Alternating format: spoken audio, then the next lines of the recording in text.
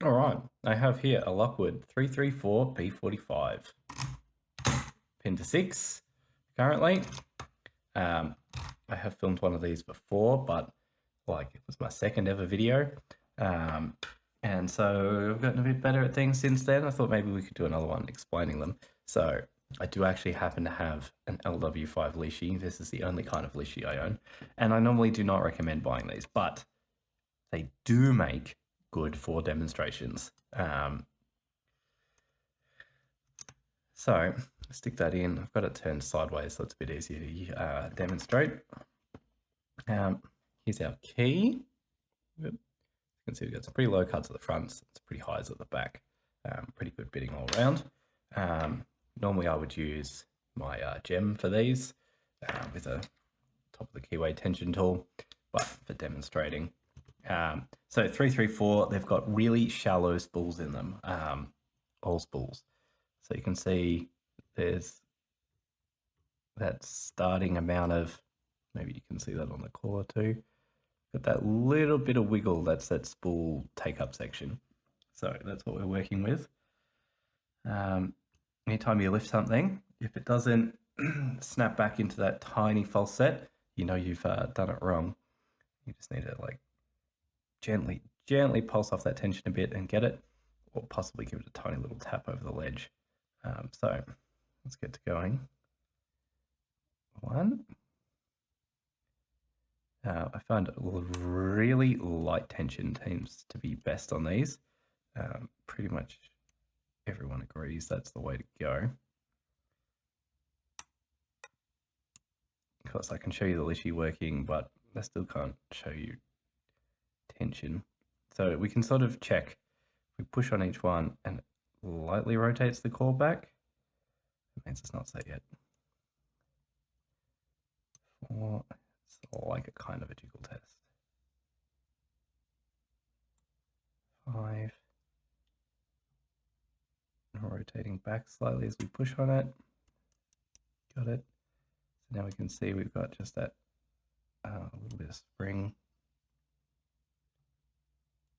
4, 3s. I think we dropped something else then.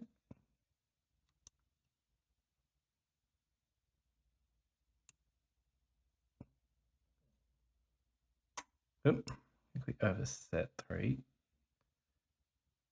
Let's try that again.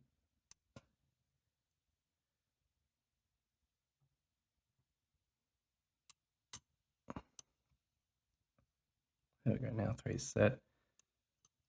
4, let's just go check these ones again. 5,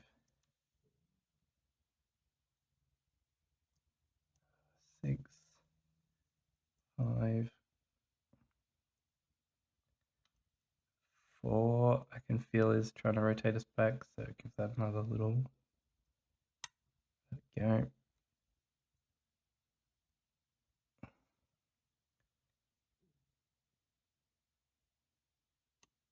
Nudge of 2. 1, 2. Yeah, which one's left? 5, 6. As I push on that, the whole thing wants to rotate back. So that's an indicator. This will be light, gentle. Just try and bounce that over. And we got it. Open. So there you go. Light tension. You want to feel for which one's causing you that counter-rotating force. This is like a modified version of the jiggle test. I call it like the counter-rotate test. Just like you want to put on reasonably firm-ish tension. Not too hard, but just a bit firm. And then feel for which pin is causing you to counter-rotate back slightly. And then ease right off to like none tension and just like bounce it up over the line. And then apply heavier tension again and feel for the next binding pin. But generally speaking, light tension will do you well. So let's put this Lishi back away. Obviously, you don't need a Lishi to do it. In fact, it probably makes it a lot harder. easier to do it with regular tools, but while I actually have one, they do make slightly better demonstrations. All right, let's get this thing, show you exactly what I mean by those small spools. These don't always come with 6 pins in it, but this has been keyed up by a locksmith. API security matters. They're second-hand one. So you got this little covery doily, get your kick cylinder like that.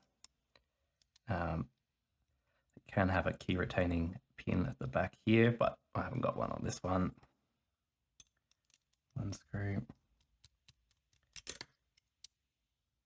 2 screws, just use our little micro tray here, put those down there. All right. Key in, turn to 45, get our follower out. There we go. So we've got key pins. 1, 2, 3, 4, 5, 6.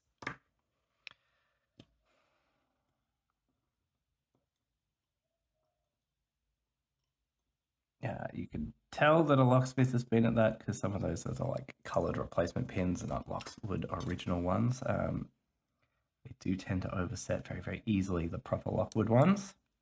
All right, 1, 2,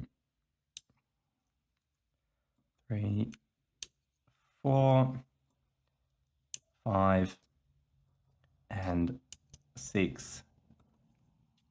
Springs are all the same. Gently tap those out. Yep. 1, 2.